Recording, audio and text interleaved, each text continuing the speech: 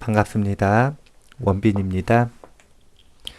세상의 모든 지식을 출세간의 지혜로 꽃피우기 위한 공부, 원빈스님의 도서관, 환희미소 시간입니다. 오늘은 걷기만 해도 병이 낫는다 라고 하는 책을 가지고 왔고요. KBS 생로병사의 비밀 제작팀에서 지었고요. 비타북스 출판사입니다. 표지에는 걷기의 놀라운 치료 사례 수록 이렇게 되어 있고요. 아프지 않고 오래 살려면 무조건 걸어라. 이렇게 이야기하고 있습니다. 출판사 서평을 좀 읽어볼게요. 국내 최고 재활의학 및 스포츠의학 전문가의 검증된 조언.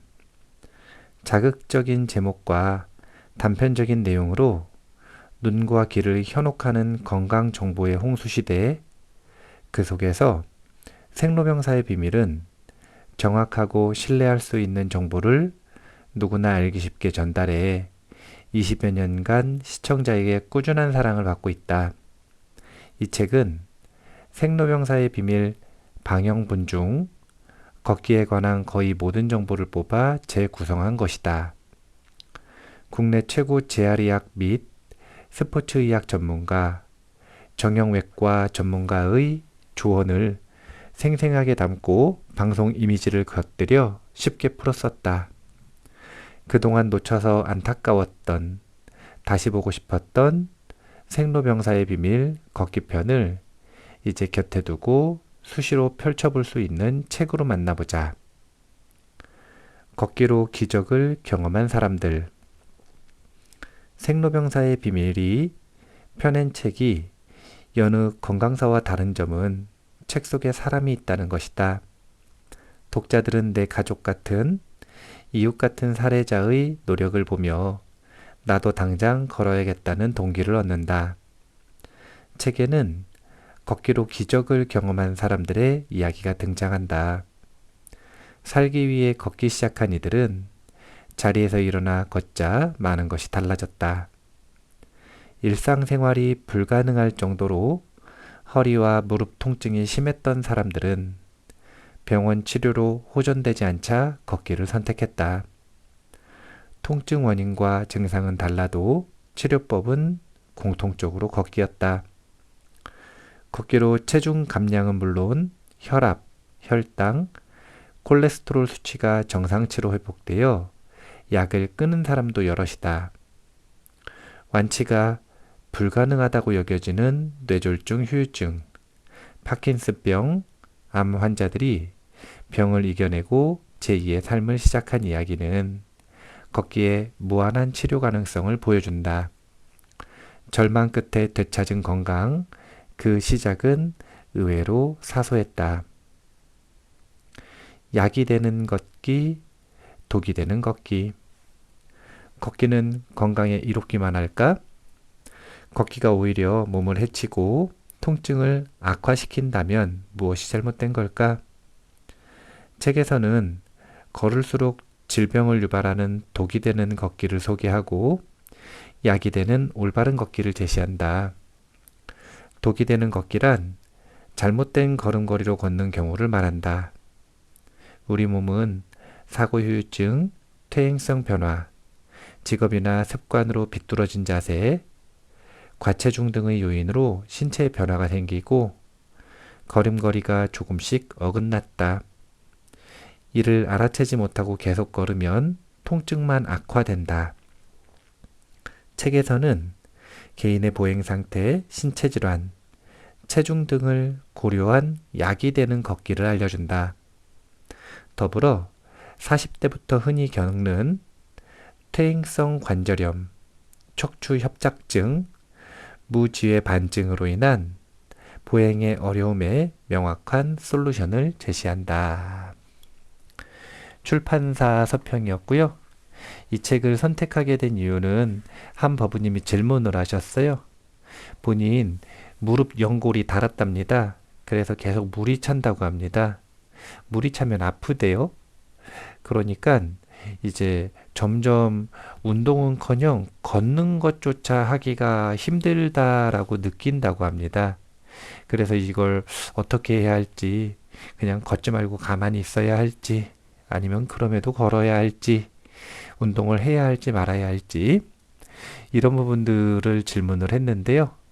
제가 이에 대한 답변을 해드리기 위해서 이 걷기만 해도 병이 낫는다라고 하는 책을 선택을 했습니다. 먼저 간단하게 대답을 해드리자면, 첫 번째는 걸을 수 있는 권리를 포기하지 않았으면 좋겠다. 이유는 인간답게 살기 위한 최소 조건이 걸을 수 있는 권리이기 때문에 그렇습니다. 인간이 다른 동물과 다른 이유가 직립보행이잖아요. 이 직립보행의 권리를 포기하지 않으려면 그럼에도 불구하고 걸어야 한다. 하지만 그냥 막 걸으면 안 되고요. 이제 무릎 연골이 닳았을 때, 그러니까 무릎이 안 좋다라는 거잖아요. 그 무릎이 안 좋을 때는 어떻게 걸어야 하는가라고 하는 부분을 제가 책 속에서 찾아서 소개를 해드리려고 합니다. 일단 책 무릎에 관련되어 있는 걷기 이야기로 들어가기 전에 걷기의 효능을 먼저 좀 소개를 해드릴게요. 내 몸을 살리는 걷기의 과학적 효능. 걷기의 효능은 세 가지로 요약할 수 있다. 에너지 소비 증가, 심내혈관 기능 강화, 하체 근력 강화이다. 우리가 걷기 시작하면 세 가지 효능은 복합적으로 이루어진다. 걷기로 신체 활동량이 증가하면 근육 움직임이 늘어나고 에너지 소비량이 증가한다. 걸을 때는 하체 근육을 집중적으로 사용하는데, 이는 혈관을 짜주는 행위로 작용해 심뇌혈관까지 원활하게 혈액순환이 이루어진다. 걷기로 하체 근육이 강해질수록 무릎과 척추에 강해지는 하중이 줄어들어 통증을 덜 느끼게 된다. 특히 계단 오르기 같이 오르막을 걸으면 허리를 곧게 세우게 되어 척추 기립근이 발달하는 효과가 있다. 책에서는 이러한 걷기 효능이 있는 걷기 방법을 소개한다. 맨발 걷기, 보폭 10cm 넓혀 걷기, 하루 4km 걷기, 계단 오르기, 등산, 해안 걷기를 포함한 총 8가지 방법으로 자신에게 맞는 걷기를 익힐 수 있다. 이렇게 8가지 이 방법으로 걷는 각각의 효능과 또 적용되는 대상들, 하지 말아야 할 사람들, 이런 내용들을 입체적으로 소개를 하고 있다. 이렇게 보시면 될 것 같습니다. 감수의 글 읽어볼게요. 만성질환 시대, 걷기는 어떻게 인간을 구원하는가? 길을 걷다 보면 사람들이 다양한 모습으로 보행하는 것을 볼 수 있다. 많은 사람들이 스마트폰을 보고 걷거나 옆 사람과 말하며 걷는데도 매우 편하게 걷는다. 반면 집중해서 걷는 것 같은데 불편하게 걷는 사람도 있다. 꽤 빨리 걷는 사람도 상당히 느리게 걷는 사람도 있다. 보행은 의식적으로 행하지 않아도 매우 자동적이고 효율적으로 수행하도록 설계되어 있다. 그러나 개인의 신체와 건강 상태에 따라 다른 모습을 띈다. 보행 기능은 근골격계의 유연성과 파워, 신경계의 균형 조화를 요구하는 활동이기 때문이다. 건강한 상태를 유지한다면 많은 에너지를 소모하지 않고 불편함 없이 걷는 능력을 발휘할 수 있다. 그러나 안타깝게도 현대인들의 보행 능력은 빠르게 녹슬고 있다. 우리는 초고도화된 4차 산업시대를 접어들면서 앉아있는 시간이 급격하게 증가했다.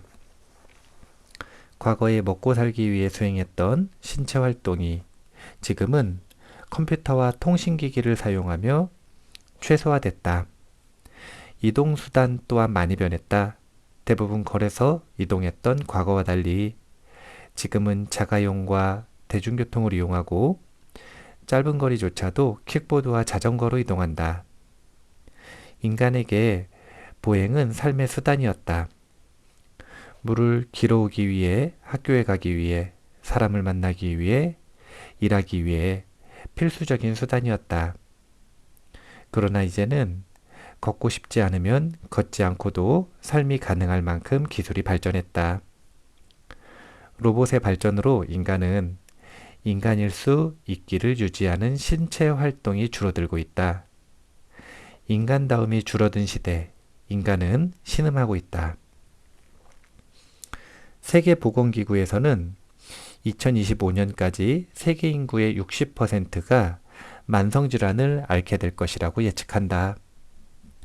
만성질환 시대에 사는 인간은 건강하기 위해 식이요법, 운동, 의학치료 등 다양한 방법을 찾지만 정작 핵심을 놓치고 있다.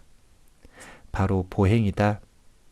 걷기만 해도 만성질환을 예방할 수 있다는 사실을 모른다. 보행을 잘하기 위해서는 균형 감각과 반사신경 같이 매우 기본적인 신경계 기능이 요구된다. 그러나 보행이 줄어든 인간은 신경계 기능이 무뎌진다.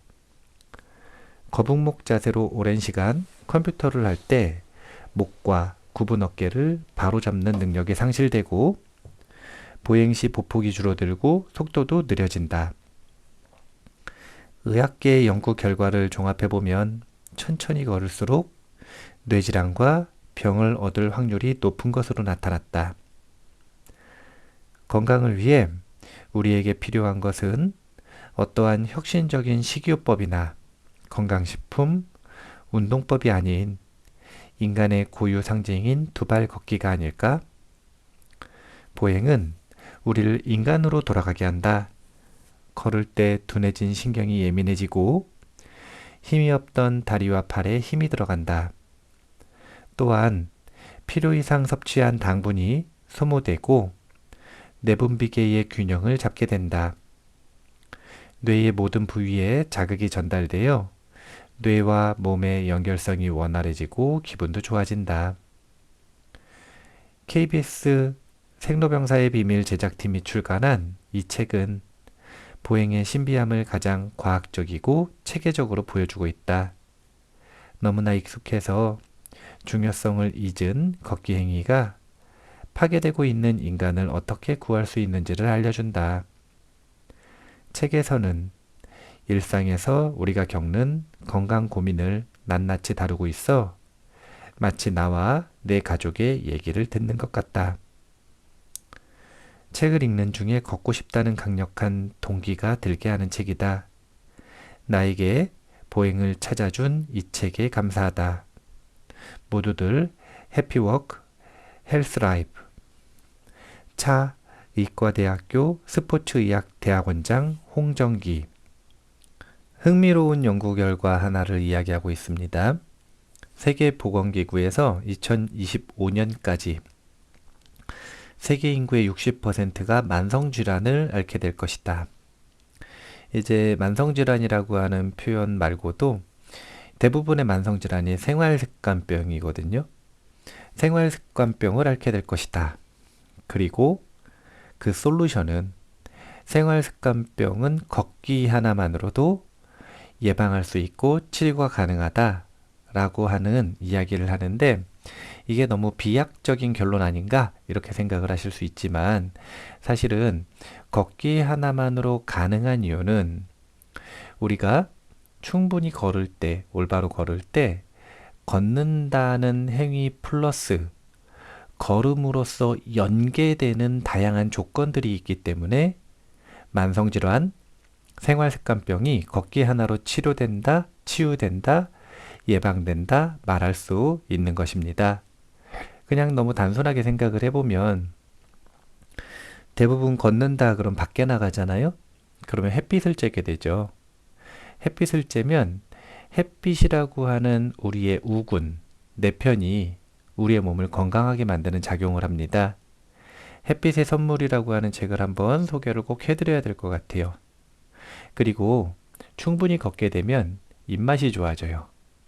그래서 이 음식 섭취가 원활해지고 또한 이 소화 능력이 개선이 됩니다. 그리고 심리적으로 볼 때도 우리가 걷는다라고 하는 건 한 자리에 머무르지 않고 이 자리를 움직여주는 것이기 때문에 뇌는 자리를 떠날 때 오래 머물러 있었던 그 자리에서 움직일 때 리프레시 효과가 있습니다. 새로 고침 효과죠. 그렇기 때문에 우리가 그 자리에서 어떤 심리적, 감정적 해결되지 않는 정체가 있었다. 그 정체된 현상이 움직이고 걸음으로써 해결되는 경향이 있다. 심리적인 문제도 이렇게 해결될 수가 있다. 생각을 하시면 좋을 것 같습니다. 어쨌든 걷기는 종합적으로 다른 이 조건들과 연합해서 우리의 만성 질환을 해결할 수 있다. 이렇게 생각을 하시면 좋을 것 같은데요. 아무리 걷기가 좋은 솔루션이라고 해도 무릎이 아파가지고 당장 못 걷겠으면 문제가 되지 않습니까? 그래서 무릎 관절에 대한 이야기를 먼저 해보자면 걷기와 하체 근력 운동으로 무릎 관절을 관리하다. 김명남 씨는 75세신데 2년 전까지 식탁에 앉아서 식사할 수가 없었다. 고관절 통증이 매우 심했기 때문이다. 혼자 서서 식사를 했던 김명남 씨.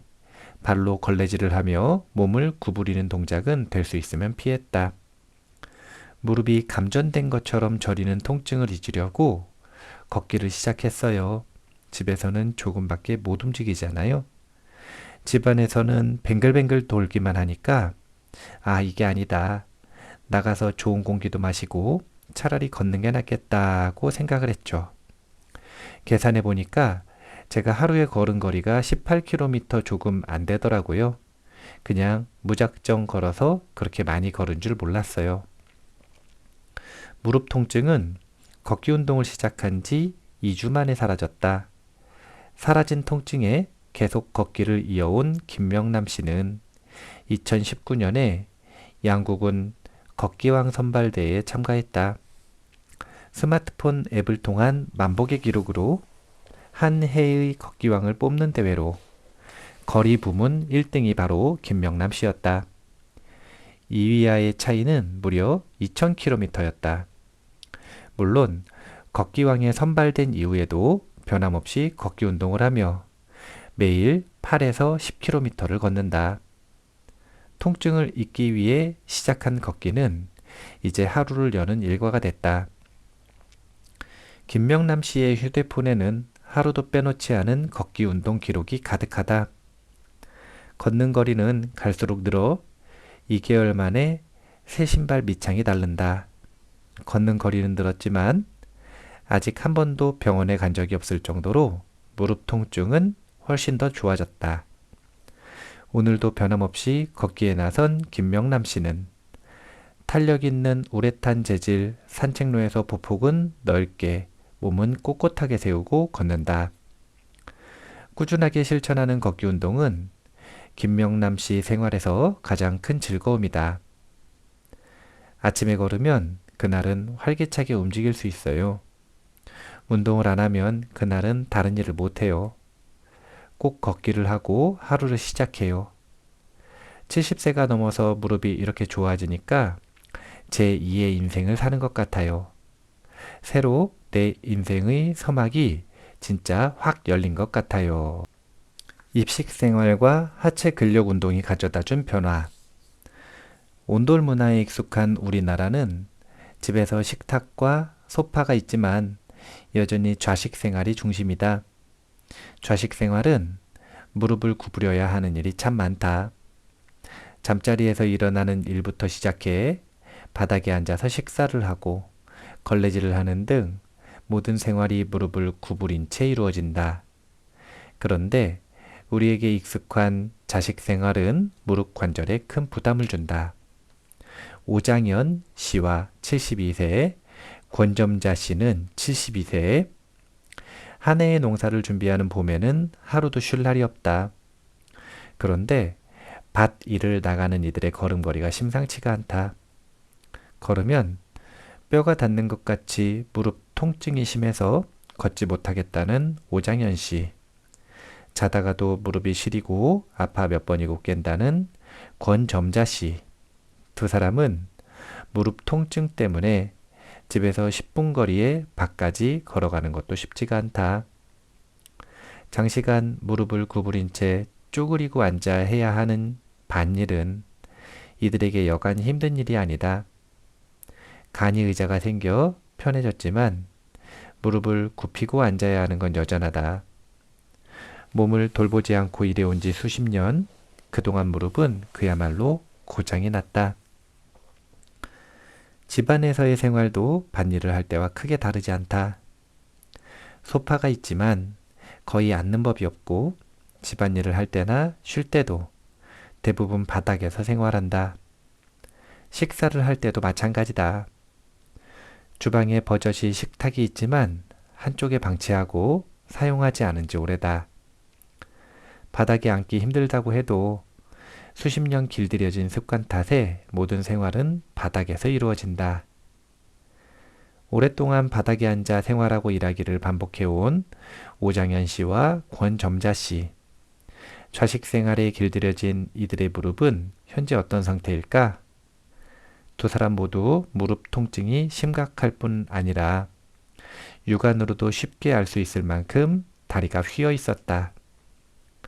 오장현 씨의 다리가 가장 많이 변형되어 있었는데 두 다리 모두 중심 쪽에서 바깥쪽으로 벗어나 있는 것을 알 수 있었다. 그 결과 안쪽 연골은 거의 다 뼈끼리 맞닿아 있는 상태였다. 뼈를 감싸고 있는 연골은 일종의 쿠션 역할을 하는데 나이가 들면 연골이 점차 약해진다. 연골이 닿게 되면 뼈와 뼈가 부딪히며 통증이 일어난다. 이것이 바로 퇴행성 관절염이다. 연골이 닿는 것은 자연스러운 노화 과정이지만 노화 정도와 속도는 개인의 생활 습관에 따라 크게 달라진다. 오장현 씨와 권점자 씨처럼 쪼그리고 앉은 자세를 할 경우 무릎 관절이 완전히 접히는데 이놈은 무릎을 폈을 때보다 관절이 훨씬 많은 하중을 받게 되어 연골이 손상되는 것이다. 두 사람은 1개월간 입식 위주의 생활과 허벅지 근육을 강화하는 운동을 해보기로 했다. 1개월 후 이들에게는 어떤 변화가 찾아올까?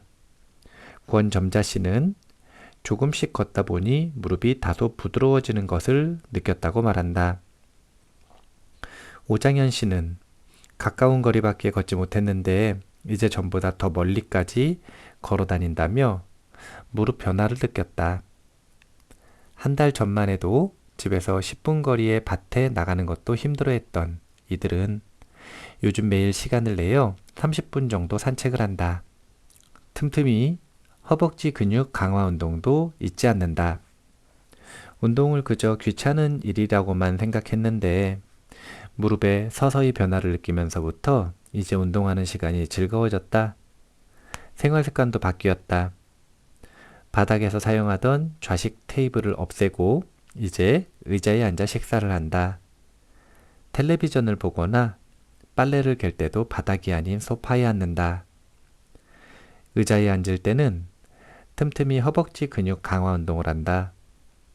의자에 앉는 습관을 들이고 나니 이제 의자 생활이 편해졌고 앉았다 일어나는 것도 훨씬 수월해졌다고 말한다. 무엇보다 큰 변화는 허벅지 둘레였다.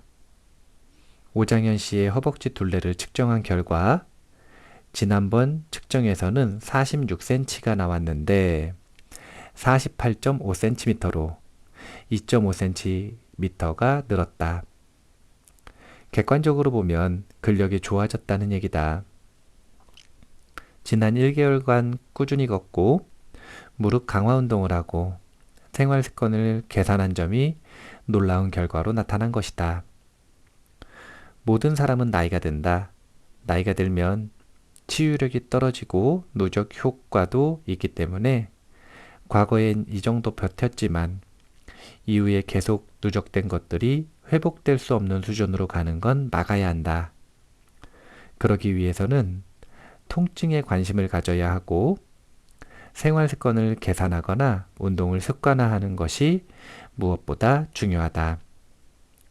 전문가의 한마디, 허벅지 근육이 강해져야 한다. 허벅지 근육이 강해질수록 무릎에 가해지는 힘이 줄어들어 연골과 인대가 힘을 덜 받게 된다. 즉, 이를 덜 하기 때문에 많이 닳지 않고 근육으로 인해 보호되는 효과가 있다. 기본적으로 이제 질문하신 분이 무릎 연골에 문제가 있다고 이야기하지 않았습니까? 그러면 이 무릎 연골에 문제가 있을 때는 조금 중장기적인 목표로 허벅지 근육, 하체 근육을 단련하는 데 목적을 가지고 운동을 좀 해보실 필요가 있다, 이런 생각을 합니다. 이가 없으면 잇몸으로 씹는다라는 말이 있지 않습니까? 무릎 연골이 해주는 역할이 지금 책에서 보니까 쿠션 역할이라고 하는데, 그러니까 뼈와 뼈가 닿지 않도록 쿠션 역할을 해주는 건데, 그 쿠션 역할을 해줄 수 있는 연골이 좀 부족하고, 그리고 그 연골이 좀 빨리 닳기 시작했다면 대신 그 역할을 해줄 수 있는 부분을 개발하면 되겠죠?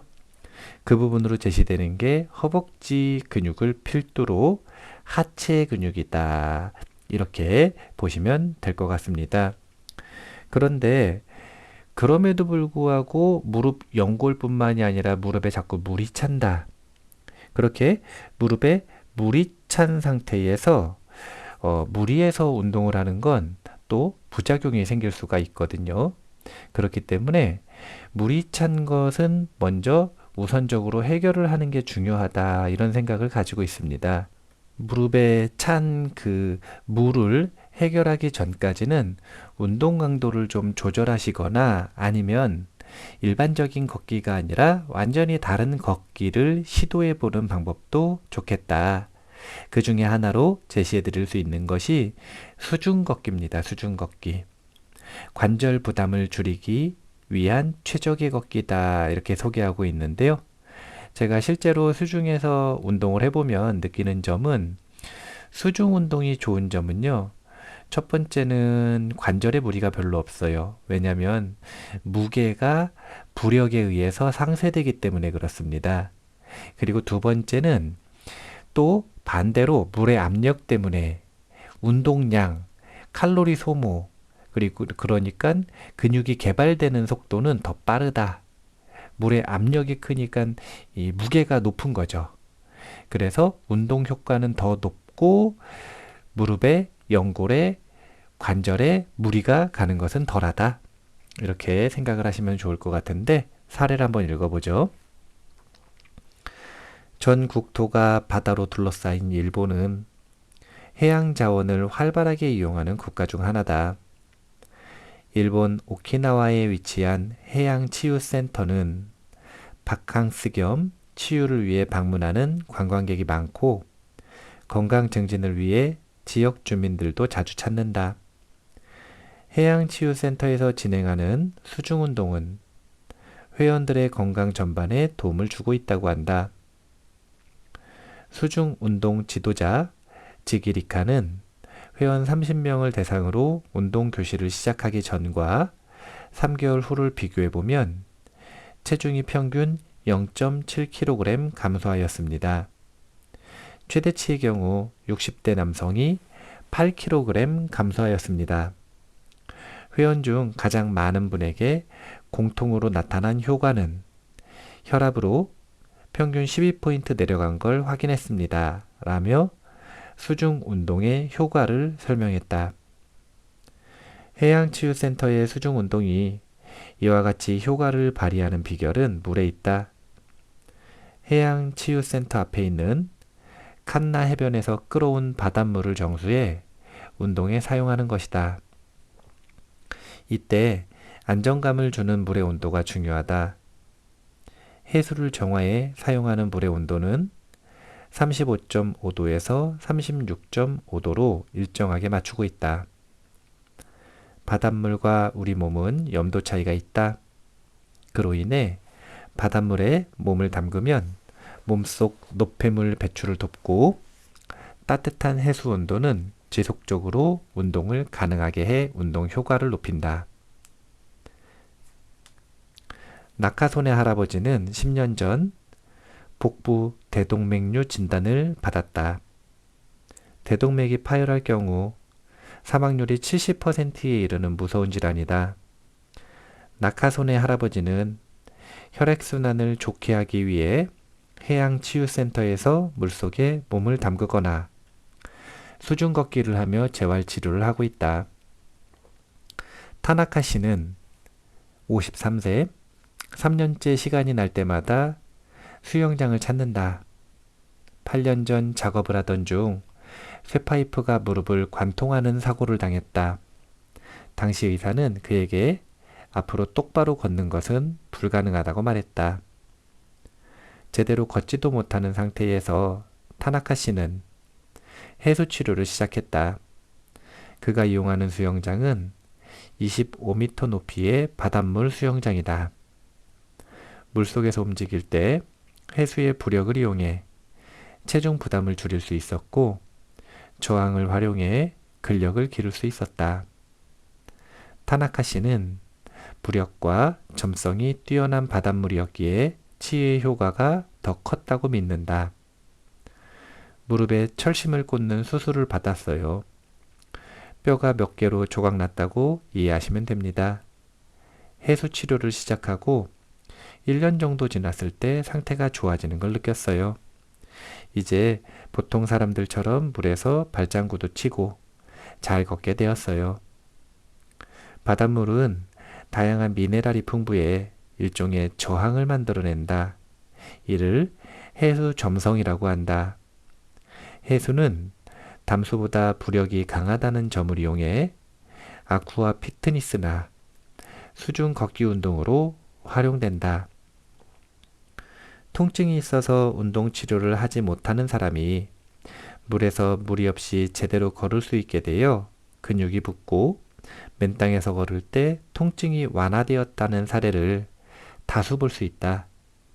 일본뿐만 아니라 한국에서도 수중 운동을 즐기는 사람이 점점 늘고 있다. 쌀쌀한 날씨에 사람들은 야외 온천에 모여 수중 운동 수업을 받는다. 회원들 대부분이 한때 관절염으로 고생했지만 수중 운동만큼은 즐기면서 할 수 있다. 같은 동작이라도 물에서 하다 보면 관절 부담이 줄어 몸을 움직이기가 훨씬 수월하다.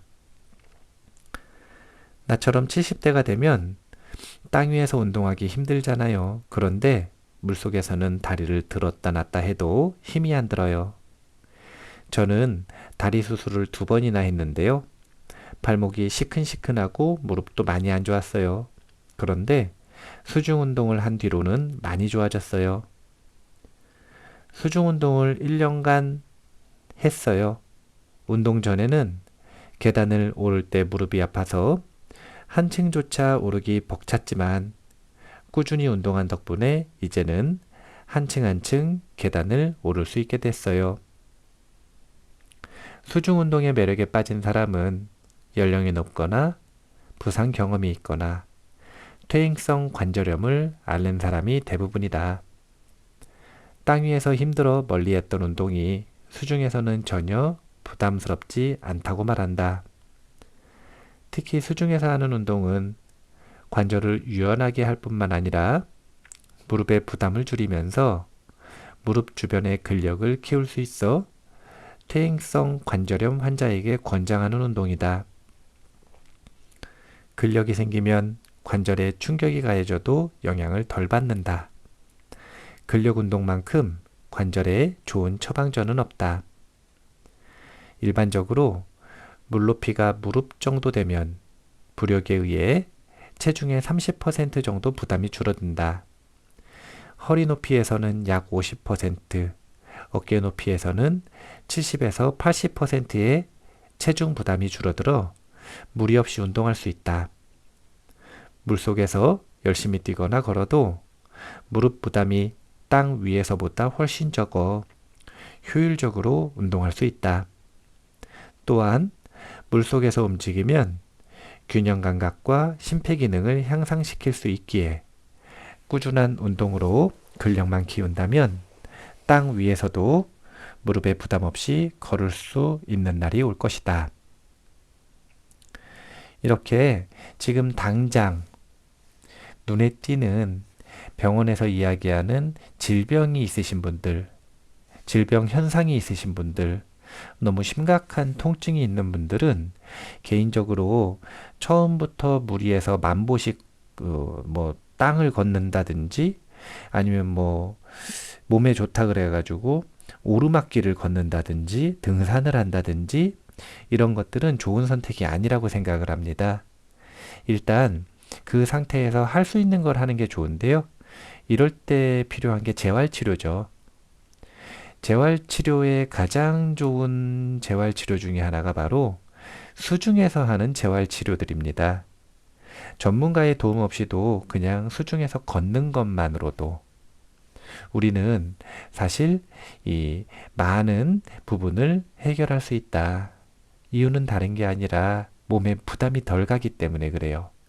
하지만 그 부력의 저항 때문에 근력 운동은 더 많이 된다. 이렇게 보시면 될 것 같습니다. 그래서 지금 당장 질문하신 분이 무릎에 물이 차 있는 상태라면 그 물을 정형외과 가셔서 빼셔도 되고요. 주사기 꽂아서 빼기도 하거든요. 그런데 그렇게 그런 치료하는 것들에 거부감이 있으시면 처음부터 달리기를 하거나 자전거를 타거나 아니면 막 무리해서 걷거나 이거보다는 가까운 수영장을 찾으셔서 수중 걷기를 해보시는 게 좋겠다. 물론 요즘에 안타깝게도 수영장에서 물을 너무 락스를 많이 타요. 그래서 바닷물이 가지고 있는 그런 치유 효과를 기대할 수는 없지만 그냥 순수하게 무릎에 하중이 덜 가면서 운동을 할 수 있는 효과를 기대하는 것만으로도 충분하기 때문에 그리고 이제 주의하실 점은 너무 자주 가시면은 락슨물 때문에 사실은 피부병이나 이런 게 또 생길 수 있거든요. 그러니까 그런 부분들을 고려하셔서 일주일에 2번 이 정도 빈도수를 잘 정하셔서 수영장 가셔서 운동을 하시는 게 시작은 좋지 않겠는가 이렇게 생각을 하고요. 조금 간단하게 이 조언을 해드리자면 그렇게 해가지고 무릎에 당장의 문제가 조금 사그라든다. 무릎의 연골을 대체할 수 있는 허벅지 근육, 하체 근육이 조금 개발됐다. 그러면 이제 항상 물에서만 걸을 수는 없으니까 무태서 땅에서 또 걸어야 되지 않습니까? 목표를 하루 4km 정도로 잡고 중기 목표로 잡고 그렇게 걷기 운동을 시작을 하시면 좋겠다 이렇게 생각을 하는데요. 해당되는 내용을 좀 소개해 드릴게요. 야외에서 하는 운동 참여율이 증가한 요즘 그 중에 압도적으로 참여율이 높은 운동은 바로 걷기다. 현재까지 걷기 운동은 우울증, 심뇌혈관 질환, 다양한 생활습관병 예방에 효과가 있는 것으로 확인되고 있다. 전문가들은 하루에 4km를 걷는 것, 꾸준히 50분에서 1시간에 육박할 정도로 걷는 것이 건강을 향상시키는 방법이라고 입을 모은다. 하루에 4km 이상 꾸준히 걸으면 인체에는 과연 어떤 변화가 나타날까? 걷기에 관한 한 메타 연구에 따르면 성인 하루 최소 운동 권장량은 중강도 운동 기준으로 60분 이상이다. 이를 걸음수로 환산하면 8,000보 정도이며 평균 보폭 범위로 계산하면 대략 4km가 된다. 즉 하루 최소 4km 이상은 걸어야 운동 효과가 있는 것이다. 차의과대학교 스포츠의학대학원 홍정기 교수는 관련 연구에 따르면 4km 정도에 육박하게끔 50분에서 1시간 정도 걷게 되면 근골격계 질환뿐만 아니라 대사성 질환 예방에도 도움이 된다고 말한다. 하지만 걷기 운동은 지나치면 오히려 독이 된다. 건강을 해치는 잘못된 걷기 운동을 벗어나 올바른 걷기 운동의 기준을 세워야 한다. 건강을 해치는 잘못된 걷기 운동이라고 하는 건 다른 게 아니라 첫 번째, 잘못된 자세로 걸을 수 있습니다. 그리고 두 번째, 너무 욕심내서 무리하게 걸을 수 있어요. 잘못된 자세를 교정하는 것 같은 경우에는 사실은 말로 설명을 드리기보다는 그림을 보셔야 되거든요. 그래서 관련된 책들을 통해서 그림을 보시면서 자신의 자세가 어떻게 잘못되었는지 이미지로 배우시는 게 훨씬 도움이 될 거라고 생각을 하고요. 양 같은 경우에는, 운동량 같은 경우에는 기준을 조금 알려드릴게요. 전문가의 한마디, 무조건 많이 걷는 것이 좋은 건 아니다. 걷고 나서 한두 시간 후에도 피로감과 통증이 지속되거나 다음 날까지 아프고 관절이 붓는다면 무리하게 걸은 것이 맞다. 이 경우 걷기 양을 줄이고 적응이 된 후에 조금씩 늘리도록 한다. 강남 세브란스 병원 재활의학과 교수 박용길 교수입니다. 그러니까 처음부터 무리하게 운동량을 너무 늘리면 안 되고요. 자신이 너무 힘들다, 피로하다, 통증이 지속된다, 그리고 심지어 관절이 붓는다라고 이렇게 무리하지 않는 선에서 양을 줄이고 조금씩 적응시켜서 양을 늘려나가는 노력이 필요하다. 이렇게 생각을 하셔야 됩니다. 우리가 생각을 잘 해보셔야 돼요. 걷기 운동이라고 하는 것 자체가 단발성으로 단기간에 문제를 해결하는 방법은 아니죠. 걷기라고 하는 것 자체가 달리기하고 대조되는 점이 천천히 오랫동안 이런 이미지 아닙니까? 우리의 몸을 건강하게 하는 효과도 걷기는 마찬가지로 천천히 오랫동안 지속할 때 그 효과가 극대화된다. 이렇게 보시면 될 거라고 생각을 합니다. 이 외에도 사실은 여러 가지 걷기 운동에 대한 언급을 하고 있거든요. 보폭을 넓히는 걷기 운동, 계단을 오르는 걷기 운동, 등산, 숲길 걷기, 그리고 요즘 유명한 해안 걷기, 노르딕 워킹이라고 표현하죠. 이런 걷기 운동을 다양하게 소개를 하지만 지금 질문하신 분이 무릎 연골에 물이 차서 뭔가 좀 문제가 있지 않습니까? 이런 경우에는 수중 걷기 운동부터 시작하시고 그렇게 하체 개발이 좀 되시면 하루 4km 정도를 기준으로 일단 걷기 연습을 좀 하시고 그리고 지금 당장이라도 사실은 실천하실 수 있는 하나의 걷기를 더 소개를 해드리자면 그것이 바로 맨발 걷기입니다. 맨발 걷기. 이 맨발 걷기에 대해서는 신체를 교정하는 역할에 아주 중요한 힘이 있다라고 하는 것뿐만이 아니라 이제 어싱이라고 하는 흙, 땅, 지구와 접촉하는 우리의 몸이 지구와 접촉하는 이 행위, 어싱이라고 하는 행위로 연구가 되고 있는데요. 이것이 우리 신체의 다양한 문제들, 우리의 건강을 망치는 다양한 문제들을 해결해 준다라고 하는 연구 결과들이 많습니다. 그래서 많이 못 걸을 때는 신체가 무릎이 좋지 않아서 많이 못 걸을 때는 많이 걷지 않아도 되니까요. 주변에 흙이 깔려 있는 마당이 있다면 양말까지 다 벗으시고 맨발로 한 10분, 20분, 30분이라도 걷다가 힘들면 어디에 의자 같은 데 앉으셔서 발바닥을 흙에다 이렇게 대고 있는 거예요.